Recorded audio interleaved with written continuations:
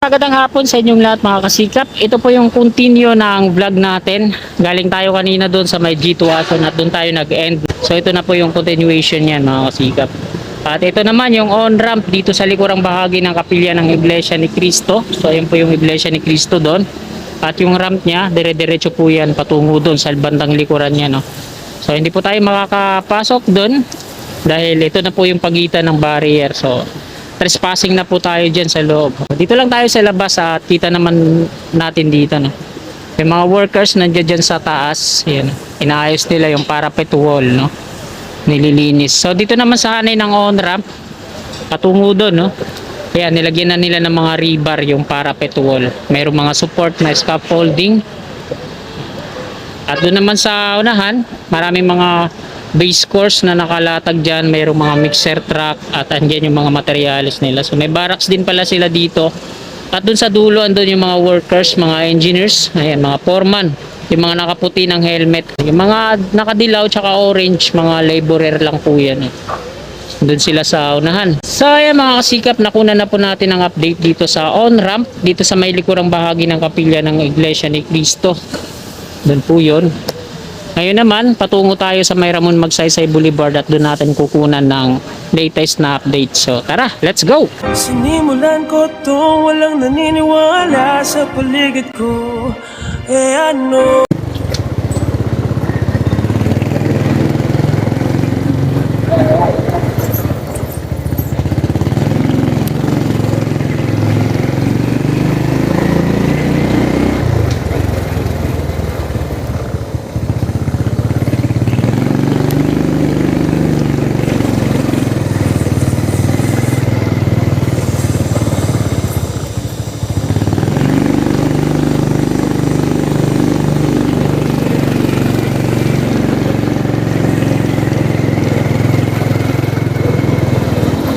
Dana na po tayo dito sa kaban ng D. Santiago. Ito po yung kapilya ng iglesia at nandun tayo kanina sa may bandang likuran at doon nga po yung on-ramp. Sa mga magtutungo po, no, naghahanap ng LTO. So dito lang yung LTO sa gawing kaliwa natin. Mga magpaparehistro po dyan na hindi pa nila alam. Meron pala dito.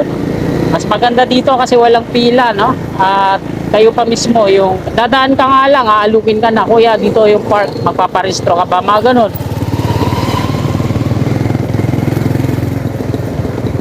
Ito na po yung Road 10 Street. Kakana na tayo dito. Ito na po yung NLEX SLEX na ginamitan nila na reinforced concrete slab. Ayan po yan sa unahan natin. Ilang span din yan, marami-raming mahaba-habang span din yan. Yung ginamitan nila na reinforced concrete slab.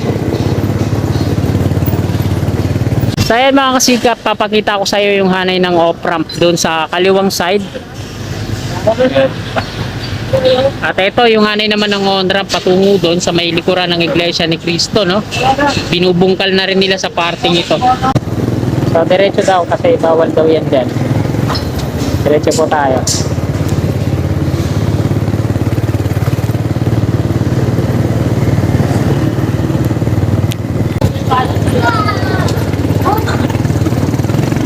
At ito na yung Buenos Aires dyan sa likuan natin. So, hindi muna tayo aakyat dyan sa footbridge niyan para kumuha ng aerial shot. Dito muna tayo sa baba.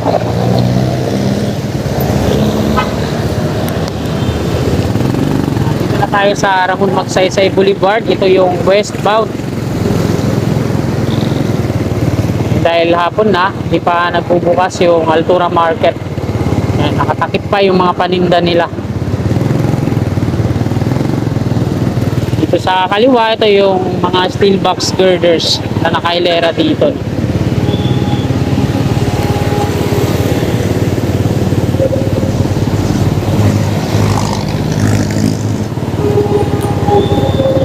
At hihinto tayo dito sa may kanto, panandalian.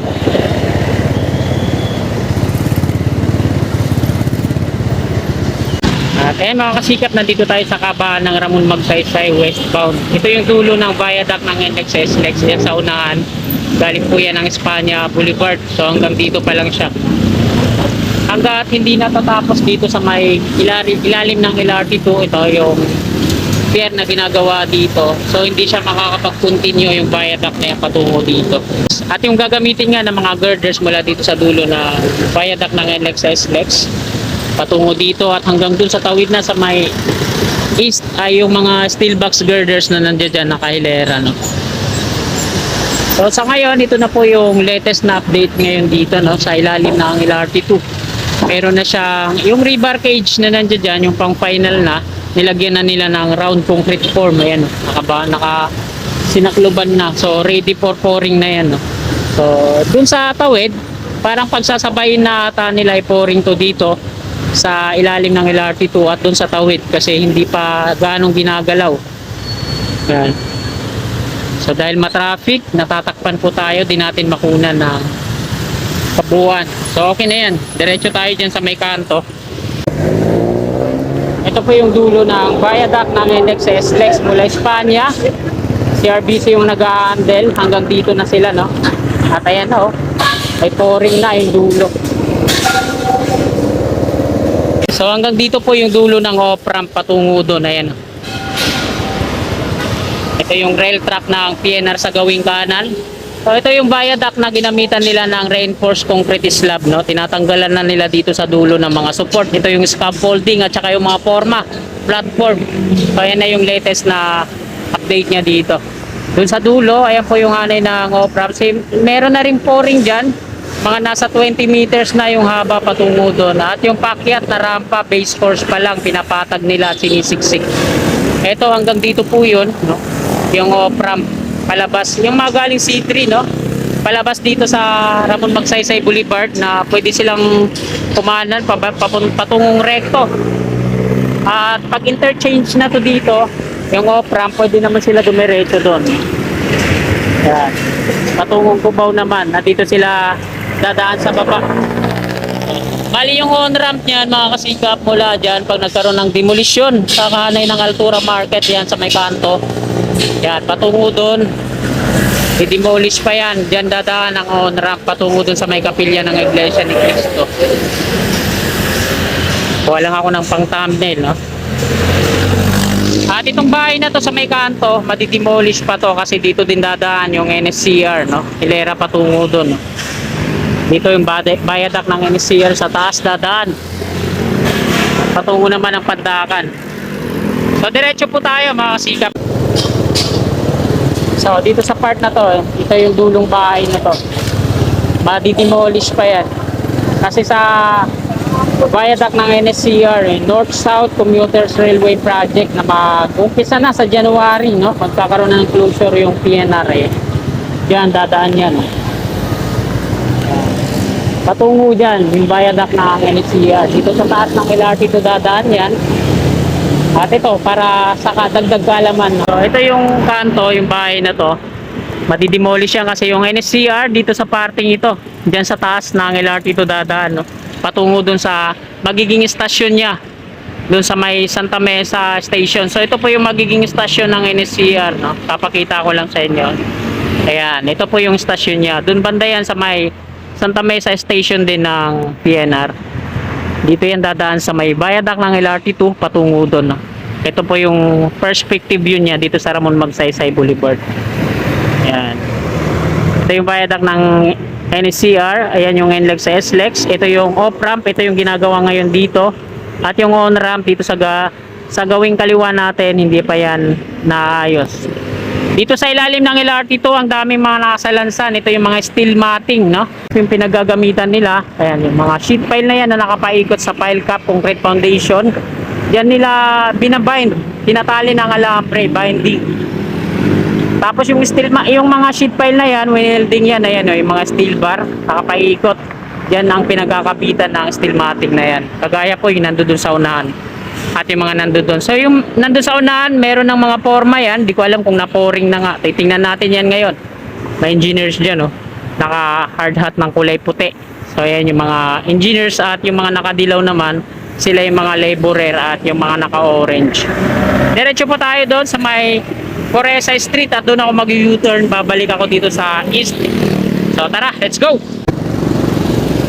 Ayan. Ito yung mga file cap na nauuna dito sa dulo. Ito yung pangalawa. Napapaikutan na ng mga steel matting, no? At ito, pinormahan na nga. Ito. Marine plywood na may mga support na scaffolding. So, wala pa namang coring, no? Diretso tayo doon. Bali mag-U-turn ako dyan sa may Foresa Street. Babalik ako ng east. At titingnan naman natin doon sa kabila kung ano na yung latest na update doon.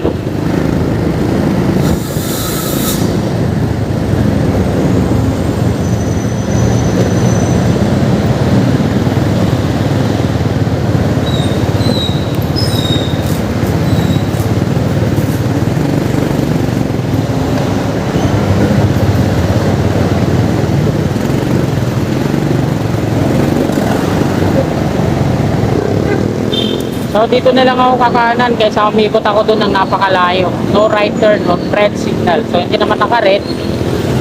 At dito tayo mag-U-turn.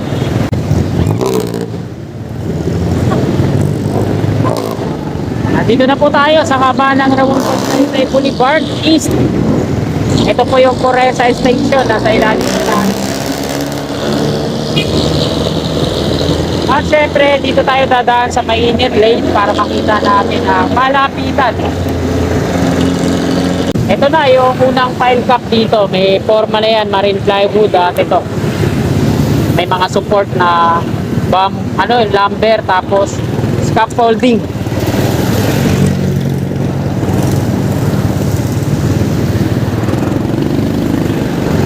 At ito naman yung hanay ng mga steel box girders na nandito ngayon na mas lalo pang dumami. Naka-prepared na yan kasi pag na-pouring na dun sa gitna, okay na. Saka na nila install to. Meron ng ibang mga steel box girders na buo, ayan. At meron pang mga assemble pag dudugtong-dugtungin.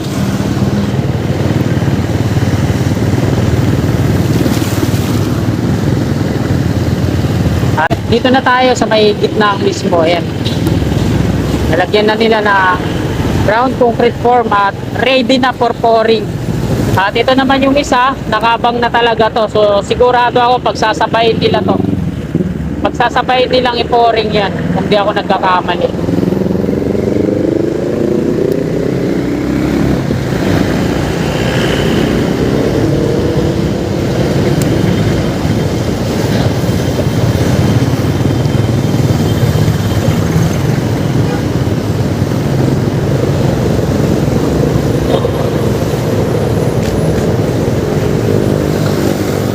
Dito na tayo sa may service road.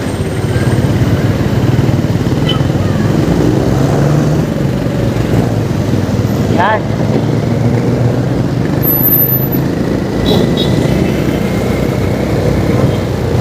At mag-left turn ako dito. Babalik ako sa west.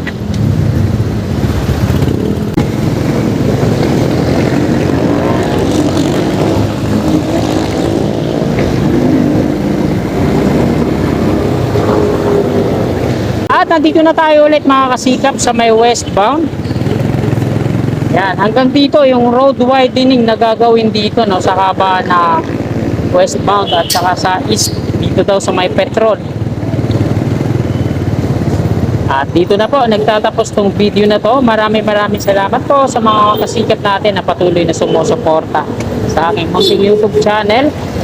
At bago nyo sana lisanin tong video na to, sana pa-like po. At sa mga kasikap natin na gustong suportahan ng ating channel, yan, click lang natin yung subscribe button dyan sa baba at yung notification bell icon. I-pinol po natin para lagi po tayong updated sa aking mga bago pang paparating na video. Maraming salamat mga kasikap. Lagi po tayong mag-ingat. God bless po. Oh, my angel, angel, baby, angel.